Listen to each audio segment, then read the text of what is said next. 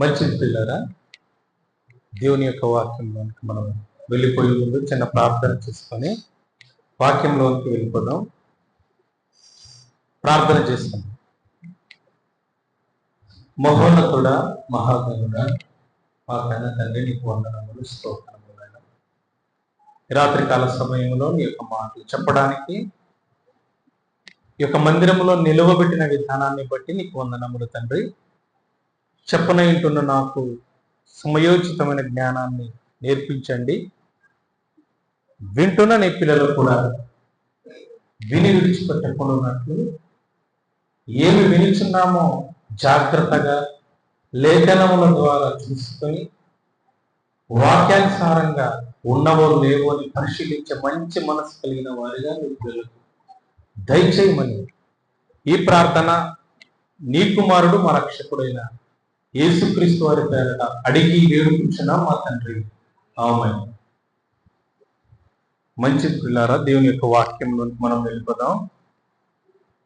ఈరోజు ఒక మంచి దేవుని యొక్క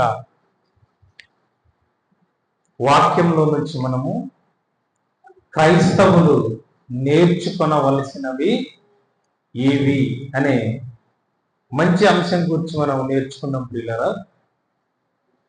మనము చిన్ననాటి నుండి ఎన్నో నేర్చుకుంటాం. చిన్నప్పుడు నడక మనకు రాదు, నడవడం, నడక నేర్చుకుంటాం లేదా నేర్పిస్తారు. తినడం కూడా మనకు సరిగ్గా తెలియదు, తినడం కూడా నేర్చుకుంటాం. ఇంకేం నేర్చుకుంటాము అనంటే పిల్లరా, పని చేయడం కూడా మనకు రాదు, పని చేయడం కూడా నేర్చుకుంటాం, నేర్పిస్తారు. చదువు నేర్చుకుంటాం, రాదు. ప్రారంభంలో ఎవరికి వస్తుంది చదువు? ఎవరికి రాదు కదా. చదువు నేర్చుకుంటాం, పని నేర్చుకుంటాం, తినడం నేర్చుకుంటాం, నడక నేర్చుకుంటాం. ఎన్నో ఈ జీవనోపాధికి సంబంధించినవి ఎన్నో మనం నేర్చుకుంటాం బ్రతకడానికి. ఏమండి, మరికొందరైతే స్త్రీలకు పని నేర్పిస్తారు. ఒక వయసు వచ్చేసరికి వారిని మరో ఇంటికి, భర్త ఇంటికి పంపించాల్సిన అవసరత ఉంటుంది. కాబట్టి కొద్ది వయసు రాగానే వారికి కొన్ని పనులు, వంట నేర్పిస్తారు, చేళ్లలో పని నేర్పిస్తారు. ఏమండి, ఇలా చాలా నేర్పిస్తారు. మనిషి చాలా నేర్చుకుంటాడు. ఇన్ని నేర్చుకుంటున్న మనిషి, ఇన్ని నేర్చుకొని బ్రతుకుతున్న మనిషి క్రైస్తవ జీవితంలో, విశ్వాస జీవితంలో ఒక భక్తులుగా, క్రైస్తవులుగా బ్రతుకుతున్న మనము ఏమి నేర్చుకోవాలి క్రైస్తవులుగా అని మనం ఆలోచిస్తే ప్రియులారా, దేవుడు మనల్ని కొన్ని నేర్చుకోవాలి అని చెప్పాడు. ఏంటి అనంటే, ఏం నేర్చుకోమన్నాడు దేవుడు మనల్ని క్రైస్తవుల్ని అంటే ప్రియులారా, ఆలోచన చేద్దాం. యోహాను సువార్త 8వ అధ్యాయం, అమ్మది వస్తుందిలే, ఆ పైన వస్తుంది. యోహాను సువార్త 8వ అధ్యాయం 28వ వచనాన్ని ఒకసారి జాగ్రత్తగా చూడండి. యోహాను సువార్త 8వ అధ్యాయం 28వ వచనం. కావున యేసు మీరు మనుష్య కుమారుని పైకెత్తినప్పుడు నా అంతట నేనే ఏమీ చేయక తండ్రి నాకు నేర్పినట్టు ఈ సంగతులు మాట్లాడుతున్నానని మీరు గ్రహించదరు. ఏమంటే ఇక్కడ ఎవరితో మాట్లాడుతున్నారు అంటే ప్రియులారా, యేసుక్రీస్తు వారు తన శిష్యులతో చెప్పుతున్నటువంటి మాటలు. మా పిల్లలు మాట్లాడనివ్వకండి, జాగ్రత్తగా దేవుని యొక్క మాటలు విందాం. ఏమంటే యేసుక్రీస్తు వారు దేవుడై ఉండి, ఆయన రక్షకుడై ఉండి, సర్వ ప్రపంచానికి, ఈ లోకమంతటికి తాను రక్షణ అనుగ్రహించిన ఒక గొప్ప దేవుడై ఉండి, ఆయన ఏం చేశాడంట? పరలోకములో తండ్రి దగ్గర నేర్చుకొని ఈ లోకానికి వచ్చాను అంటున్నాడు. చూడండి పిల్లలు, అంటే యేసుక్రీస్తు వారే దేవుని దగ్గర పరలోకంలో నేర్చుకొని ఈ లోకానికి వచ్చాడు. వాటినే చెప్పాను అంటున్నాడు. ఏవైతే విని నేర్చుకున్నాడో వాటిని చెప్పాను అంటున్నాడు. చూడండి, అంటే నేర్చుకోవలసిన అవసరత ఉందా క్రైస్తవులకి? అండి ఉందా అంటే ఉంది.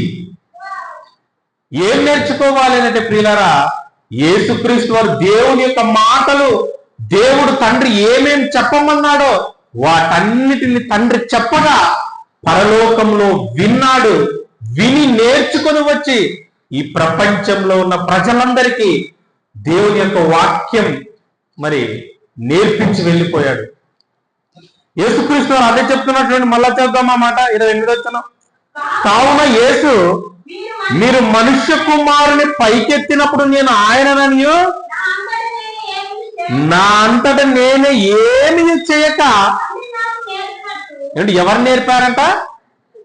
తండ్రి నాకు నేర్పినట్టు. ఎవరికి నేర్పాడు తండ్రి? యేసుక్రీస్తు వారికి తండ్రి నేర్పించాడు. ఏం నేర్పించాడంటే, ఇదిగో నువ్వు భూలోకానికి వెళ్ళాలి, భూలోకానికి వెళ్ళి నేను ఏ మాటలైతే నీకు నేర్పించానో వాటన్నిటిని భూమి మీద ఉన్న మనుషులకు నువ్వు చెప్పాలి, నేర్పించాలని తండ్రి దగ్గర నేర్చుకొని ఈ లోకానికి వచ్చాడండి యేసుక్రీస్తు వారు. మరి మనమేమి నేర్చుకోవాలి? ఏమండి మనమేమి నేర్చుకోవాలంటే ప్రియులారా, రోమీలకు రాసిన పత్రిక 16వ అధ్యాయం, రోమీలకు రాసిన పత్రిక 16వ అధ్యాయం 17వ వచనం. సహోదరులారా, 16వ అధ్యాయం 17వ వచనం. సరే చదవనమ్మా. మీరు సహోదరులారా, మీరు నేర్చుకొనిన బోధకు వ్యతిరేకముగా వేదములను ఆటంకములను కలుగజేయు వారిని కనిపెట్టి ఉండుటని మిమ్మల్ని బతిమాలు కొనుచున్నాను అన్నట్టు పిల్లలు. చాలు. యేసుక్రీస్తు వారు పరలోకంలో తండ్రి దగ్గర, దేవుని దగ్గర నేర్చుకుని వచ్చి ఈ ప్రపంచానికి చెప్పాడు, నేర్పించాడు. ఈరోజు క్రైస్తవులుగా, విశ్వాసులుగా, సంఘంగా ఉన్న మనం ఏం నేర్చుకోవాలంటే ప్రియులారా, ఇదిగో దేవుడు ఇక్కడ చెప్తున్నాడు, సహోదరులారా మీరు నేర్చుకొనిన బోధకు వ్యతిరేకంగా అంటున్నాడు. ఏం నేర్చుకోవాలి క్రైస్తవులు అంటే? ఇదిగో బోధ నేర్చుకోవాలి అంటున్నాడు. చూడండి ప్రియులారా, అంటే క్రైస్తవులైన వాళ్ళు, విశ్వాసులైన వాళ్ళు, దేవుని పిల్లలుగా బ్రతుకుతున్న సంఘంలో మరి ఉంటున్నటువంటి మనం ఏం నేర్చుకోవాలంటే, మనము దేవుని యొక్క బోధ నేర్చుకోవాలి, దేవుని యొక్క మాటలు చెప్పడం నేర్చుకోవాలి. 66 పుస్తకాలలో ఉన్న దేవుని యొక్క మహాజ్ఞాన గ్రంథములో ఉన్న ఈ యొక్క మాటలు మనం నేర్చుకొని ఏమండి ఏం చేయాలి? నేర్చుకున్నది ప్రపంచానికి చెప్పాలి. క్రైస్తవులు నేర్చుకోవాల్సింది ఏదంటే మొట్టమొదటిగా ప్రియులారా, బోధ నేర్చుకోవాలి, వాక్యం చెప్పడం నేర్చుకోవాలి. ఈరోజు ప్రతి సంఘంలో ఎవరైనా వాక్యాన్ని నేర్చుకుంటున్నారా అంటే లేదు ప్రియులారా. ఏం నేర్చుకుంటున్నారు? పాటలు నేర్చుకుంటున్నారు, ప్రార్థనలు నేర్చుకుంటున్నారు, కానీ వాక్యం నేర్చుకునే వాళ్ళు చాలా తక్కువ, బోధ నేర్చుకునే వాళ్ళు చాలా తక్కువ. ఎందుకంటే నేర్చుకోవడం ఈరోజు క్రైస్తవులకు ఇష్టం లేదు, నేర్చుకోవాలన్న ఆసక్తి లేదు, నేర్చుకోవాలన్న మనసు ఈరోజు ఏమిటి దేవుని మాటలపై విశ్వాసులైన క్రైస్తవులకు లేకుండా పోయింది. కానీ దేవుడు ఏం చెబుతున్నాడంటే, ఇదిగో మీరు బోధ నేర్చుకోవాలి, బోధ నేర్చుకోవాలి. అన్ని నేర్చుకుంటారు ఈ లోకంలో. పని రాకపోతే పని నేర్చుకుంటారు, బైక్ రాకపోతే బైక్ నేర్చుకుంటారు, డ్రైవింగ్ రాకపోతే ఏదోటి చేసి నేర్చుకుంటారు, సేద్యం రాకపోతే వ్యవసాయం నేర్చుకుంటారు, అన్ని నేర్చుకుంటారు, కంప్యూటర్ నేర్చుకుంటారు. మీ జీవనోపాధికి సంబంధించిన వాటన్నిటినీ లోకంలో ఎలాగైనా కష్టపడి నేర్చుకుంటారు. కానీ దేవుని యొక్క మాటలు బోధించడం నేర్చుకున్నారా అంటే నేర్చుకోలేకపోతున్నారు. ఈరోజు క్రైస్తవులు వినడానికి అలవాటు పడిపోయారు ప్రియులారా. దేవుని యొక్క మాటలు వినడానికి మాత్రమే అలవాటు పడిపోయారు.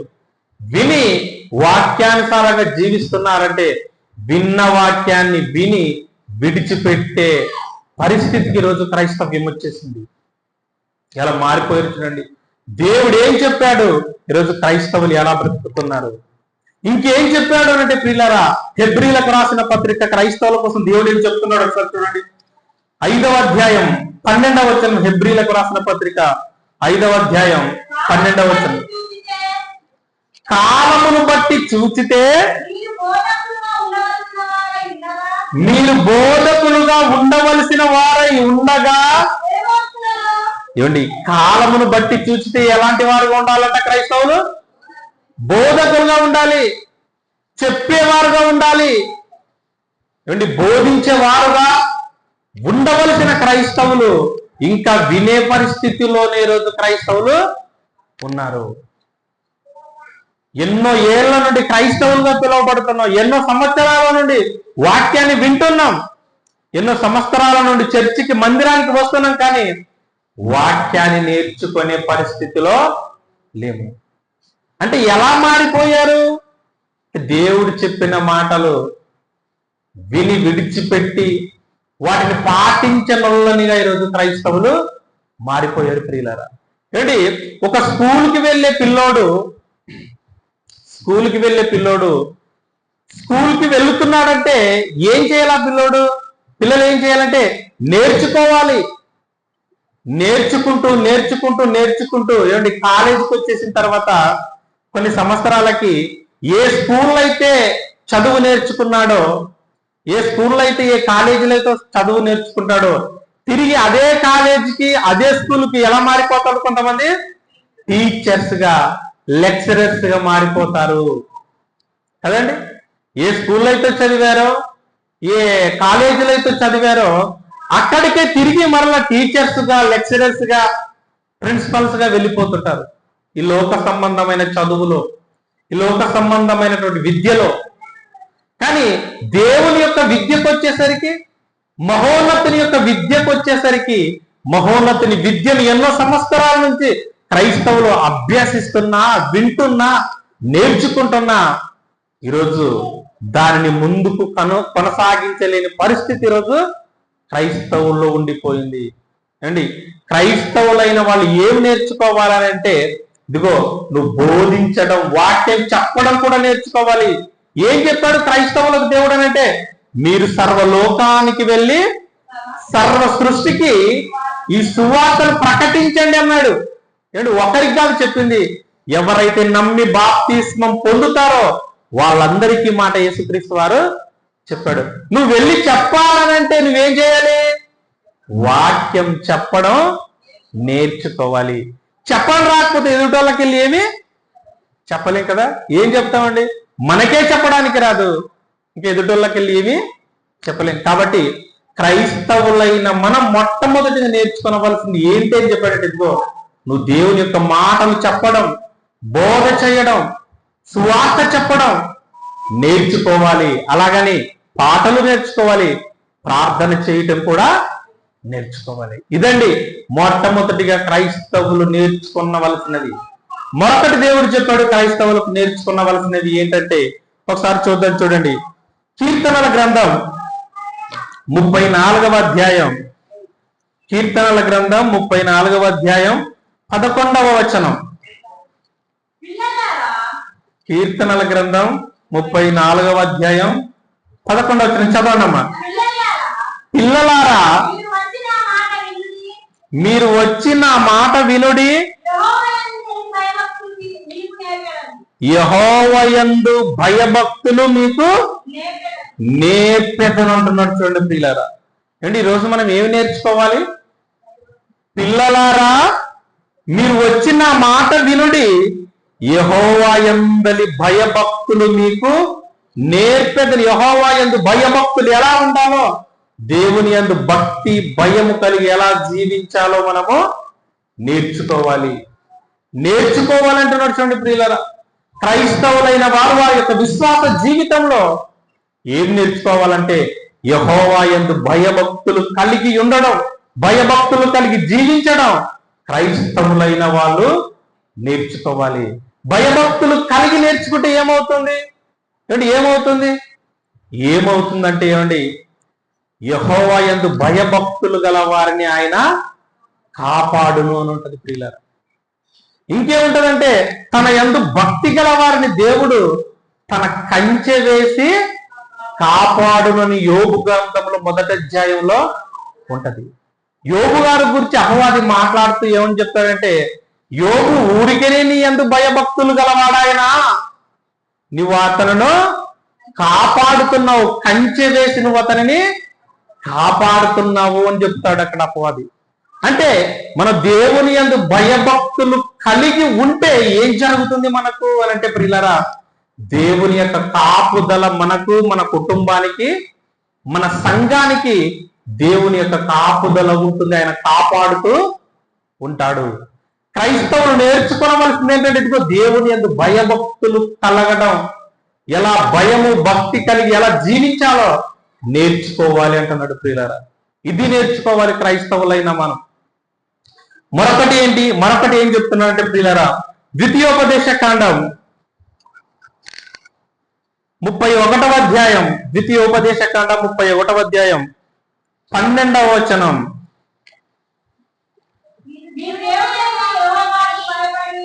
ద్వితీయోపదేశ కాండం 31వ అధ్యాయం 12వ వచనం చదవండమ్మా.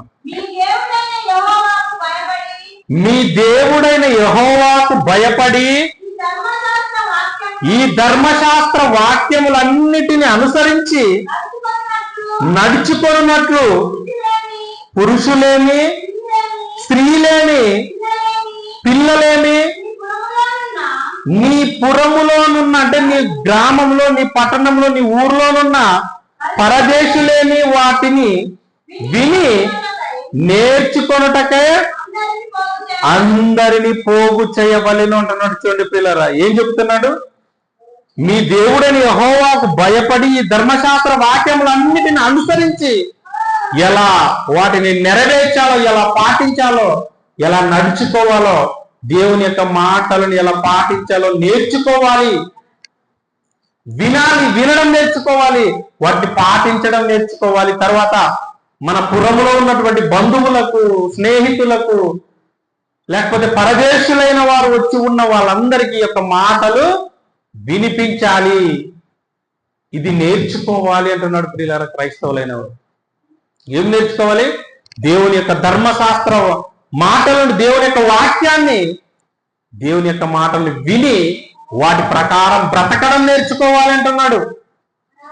ఈరోజు వింటున్నాం కానీ వాక్య ప్రకారం బ్రతికే మనసు ఈరోజు క్రైస్తవులకు లేదు. వింటున్నారు కానీ వాక్యాన్ని విడిచిపెడుతున్నారు. విన్న వాక్యాన్ని వారి యొక్క హృదయంలోను, వారి యొక్క జీవితంలోనూ పాటించలేనటువంటి వారు ఈరోజు క్రైస్తవులు మారిపోయారు. మనం ఎలా బ్రతకాలంటే ప్రియులారా, విన్న వాక్యాన్ని విడిచిపెట్టకూడదు, మన హృదయంలో ఉంచుకొని వాక్యానుసారంగా నడుచుకోవాలి. వాక్యం ఏం చెప్పిందో అలా బ్రతకాలి, అలా నడుచుకోవాలి మన జీవితంలో. అది నేర్చుకోమన్నాడు క్రైస్తవులను దేవుడు. కాబట్టి ప్రియులారా, మీరు దేవుని యొక్క మాటలు విని వాటి ప్రకారం నడచడం లేదా బ్రతకడం నేర్చుకోవాలి. క్రైస్తవులైన వారు ఇలా బ్రతికితేనే మనము దేవుని యొక్క దీవెనలు, దేవుని యొక్క ఆశీర్వాదాలు పొందుతాం. లేదంటే ప్రియులారా, దేవుని యొక్క శాపం మన మీదకి వస్తుంది. ఏంటి? దేవుని యొక్క మాట వినడమే పాపం అంటే ఏంటనుకున్నారు? ఆజ్ఞను అతిక్రమించడమే పాపం. ఆజ్ఞను మీరామనుకోండి, ఏమండి, దేవుడు చెప్పిన మాటనే ఆజ్ఞ. దేవుడు ఏ మాట చెప్పాడో అది ఆజ్ఞ. ఆ ఆజ్ఞను వింటే దేవునికి లోబడినట్లు, దేవుని యొక్క మాట విన్నట్లు, అప్పుడు దేవుని యొక్క ఆశీర్వాదాలు, దేవుని యొక్క దీవెనలు నీ మీదికి వస్తాయి. ఒకవేళ వాటిని పాటించకుండా విడిచిపెట్టామనుకో, దేవునికి కోపం వస్తుంది. అది పాపంగా మారిపోయి నీ మీదికే శిక్షగా మారిపోతుంది. ఇదండి దేవుడు చెప్పాడు. క్రైస్తవులైన వారు నేర్చుకోవలసింది ఏంటంటే దేవుని యొక్క మాటల ప్రకారం నడుచుకోవడం, బ్రతకడం, వాటిని చెప్పిన విధంగా జీవించడం నేర్చుకోవాలి. ఇది క్రైస్తవులు నేర్చుకోవలసిన మరొక విషయం. మరొక విషయాన్ని దేవుడు చెబుతున్నాడు. ఏంటంటే మత్తయి సువార్త 11వ అధ్యాయం, మత్తయి సువార్త 11వ అధ్యాయం 29వ వచనాన్ని చూద్దాం. చూడండి, మత్తయి సువార్త 11వ అధ్యాయం 29వ వచనం. నేను సాత్వికుడను, దీన మనస్సు గలవాడను గనుక నీ మీద నా కాడి ఎత్తుకొని నా ఏంటండి నా యొద్ద నేర్చుకొనుడి. చాలు. 29వ వచనం. నేను సాత్వికుడను, దీన మనసు గలవాడను గనుక మీ మీద నా కాడి ఎత్తుకొని నా యొద్ద నేర్చుకొనుడి, అప్పుడు మీ ప్రాణములకు విశ్రాంతి దొరుకును అంటున్నాడు. చూడండి పిల్ల, ఏం నేర్చుకోమంటున్నాడు చూడండి. దేవుని యొక్క కాడిని నువ్వు ఎలా మోయాలో, సాత్వికత ఎలా బ్రతకాలో, దేవుని పట్ల భయభక్తులు కలిగి ఎలా జీవించాలో నువ్వు దేవుని యొక్క మాటలు విన్నప్పుడు నేర్చుకోవాలి అంటున్నాడు. సాత్వికులు, నువ్వు సాత్వికం నేర్చుకోవాలి. ఏమిటి సాత్వికం నేర్చుకోవాలి? సాత్వికం అంటే ఏంటి? సాత్వికులు అంటే ఎవరు? సాత్వికులకు దేవుడు ఏం చేస్తాడంటే పిల్లరా, సాత్వికులు ధన్యులు, వారు భూలోకమును స్వంతరించుకుందరు అన్నాడు. చూడండి, ఎంత గొప్ప వరం అండి ఇది. సాత్వికము నువ్వు నేర్చుకున్నావనుకో, సాత్వికం అంటే ఏంటి? లోబడి ఉండడం, లోబడి జీవించడం, ఎదురు చెప్పక, దేవుని మాటలకు ఎదురు తిరగకుండా దేవుడు చెప్పినట్టుగా సాత్వికుడుగా లోబడి జీవించడమే సాత్వికం. సాత్వికులు ఎవరెవరు ఉన్నారు అంటే బైబిల్లో మీకు తెలిసిన వాళ్ళు ఉన్నారు కదా. సాత్వికులు ఎవరు? యేసుక్రీస్తు వారు నేను సాత్వికుడు అన్నాడు. ఇంకో వ్యక్తి ఉన్నాడు, ఎవరు? మోసే ఉన్నాడు. మోసే సాత్వికుడు, దేవుని ఇల్లంతటిలో నమ్మకమైన వాడు. సాత్వికులు ధన్యులు, వారు భూలోకమును స్వతంత్రించుకుందరు అన్నాడు. కాబట్టి మీరు సాత్వికులుగా బ్రతకడం భూమి మీద ఉన్నప్పుడు నేర్చుకోవాలి. క్రైస్తవులుగా బ్రతుకుతున్న ఈ ఆత్మీయ జీవితంలో క్రైస్తవులుగా ఉన్న మీళ్ళు, క్రైస్తవులుగా పిలువబడుతున్న మీళ్ళు నేర్చుకునవలసినవి ఏంటంటే ఇదిగో సాత్వికులుగా బ్రతకాలి. సాత్వికులుగా జీవించాలంటే దేవుని యొక్క మాటల ద్వారా మీరు నేర్చుకోవాలి. యేసుక్రీస్తు వారు సాత్వికుడు. ఎంత సాత్వికుడు అంటే ఎంతమంది ఆయనను అవమానించినా, తిట్టినా, కొట్టినా, సిలువకేసి చంపిన ఆయన ఎవరిని ఏమి ఎదిరించలేదు, ఏమీ అనలేదండి. అదండి సాత్వికం. అంత సాత్వికం కలిగి బ్రతికాడు యేసుక్రీస్తు వారు. మరి క్రైస్తవుడైన నువ్వు, యేసుక్రీస్తుని ధరించుకున్న నీవు సాత్వికాన్ని ధరించుకున్నావా? సాత్వికుడుగా బ్రతుకుతున్నావా? ఒకసారి ఆలోచించండి ప్రియులరా. మనం ఆయన కాడినెత్తుకోవాలి. తర్వాత ఆయన ఏం నేర్చుకోవాలంటే సాత్వికాన్ని నేర్చుకోవాలి అంటున్నాడు. క్రైస్తవులైన మనం నేర్చుకోవలసింది ఏంటంటే సాత్వికం. మరొకటి చూద్దాం ప్రియులరా. రెండు మాటలు చూసుకొని దేవుని యొక్క మాటలు మనము ముగించుకుందాం. తెస్సలోనికీయులకు రాసిన మొదటి పత్రిక, తెస్సలోనికీయులకు రాసిన మొదటి పత్రిక 4వ అధ్యాయం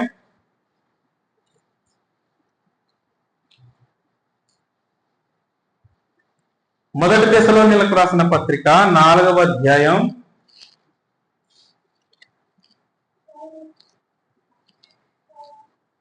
4వ అధ్యాయం మొదటి 2 వచనాలు. మెట్టుకు సహోదరులారా, మేము ప్రభువైన యేసు ద్వారా మీకిచ్చిన ఆజ్ఞను మీరు ఎరుగుదురు కాగా, మీరు ఎలాగూ నడుచుకొని దేవునిని సంతోషపరచవలెనో మా వలన నేర్చుకొనిన ప్రకారము మీరు నడుచుకొనుచున్నారు అంటున్నాడు. చూడండి ప్రియులారా, ఇక్కడ ఏం చెబుతున్నాడు అంటే ఏం నేర్చుకోమంటున్నాడు అని అంటే, అక్కడ ఉన్నటువంటి సంఘస్థులకు పౌలు గారు వ్రాస్తూ ఏమంటున్నాడు అంటే, మరలా చదువుకున్నాం. మెట్టుకు సహోదరులారా, మేము ప్రభు అయిన యేసు ద్వారా మీకు ఇచ్చిన ఆజ్ఞను మీరు ఎరుగుదురు కాగా, మీరు ఎలాగ నడుచుకొని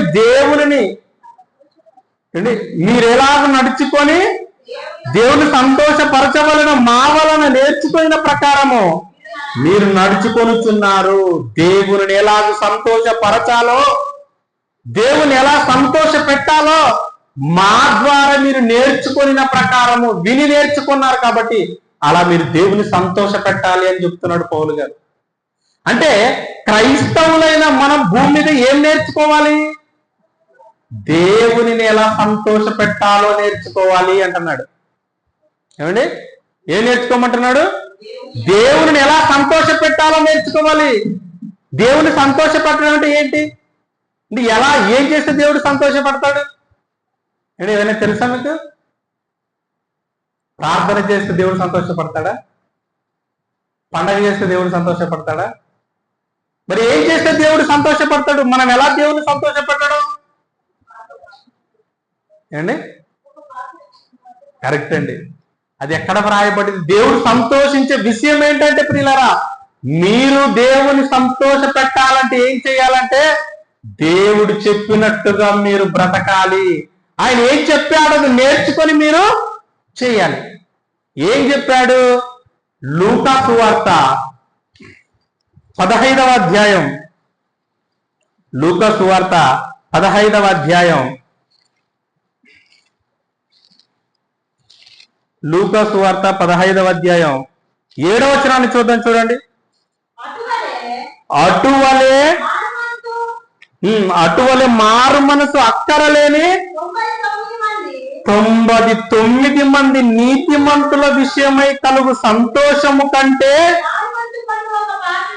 మారు మనసు పొందు ఒక్క పాపి విషయమై పరలోకమందు ఎక్కువ సంతోషం కలుగుతుంది.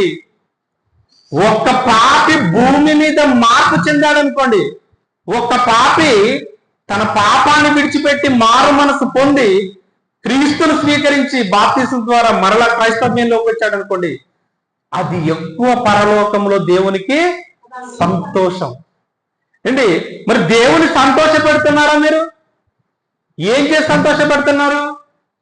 దేవుని బాగా పాటలు పాడుతున్నారు, మీరు సంతోషిస్తున్నారు.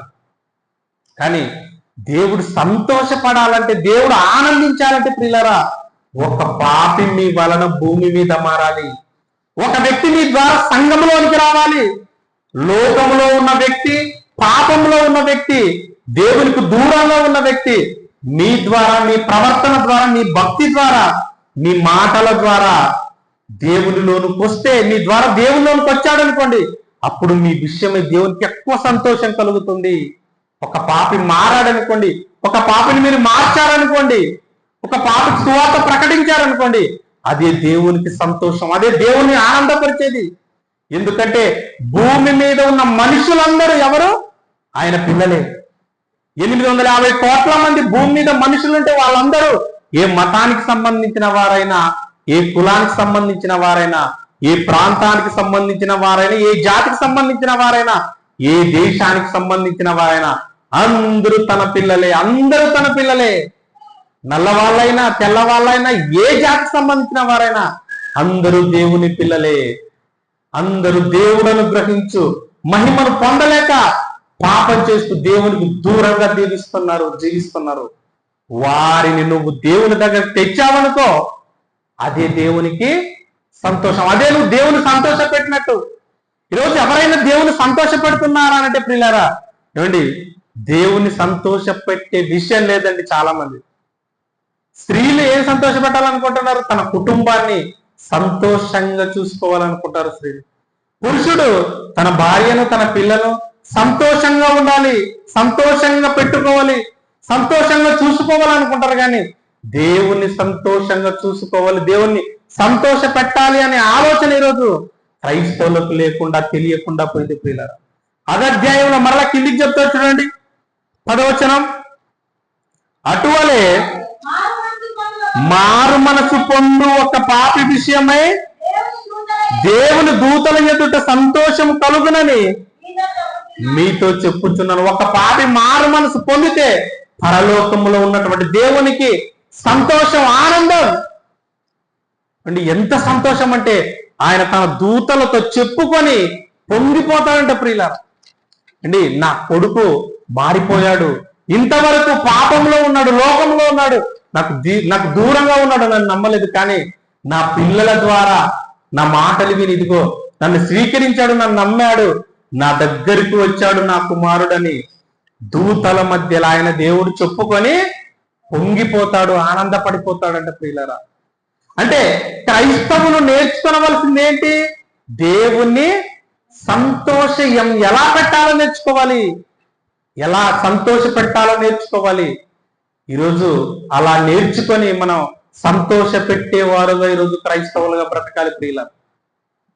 చివరిగా ఒక మాట చూసుకొని ముగించుకున్న చూడండి. ఇంకేంటంటే క్రైస్తవులు నేర్చుకోవలసినవి ఇంకేంటంటే ఫిలిప్పీలకు రాసిన పత్రిక 4వ అధ్యాయం 11వ వచనం 2 మాటలు ఉన్నాయి, వాటిని చదువుకొని వాక్యాన్ని ముగించుకున్నాం. ఫిలిప్పీలకు రాసిన పత్రిక 4వ అధ్యాయం 11వ వచనం.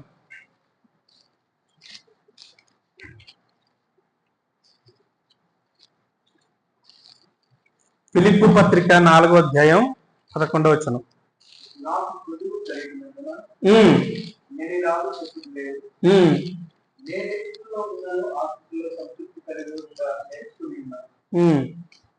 నాకు కొదువ కలిగి ఉన్నందున నేను ఇలాగు చెప్పుట లేదు.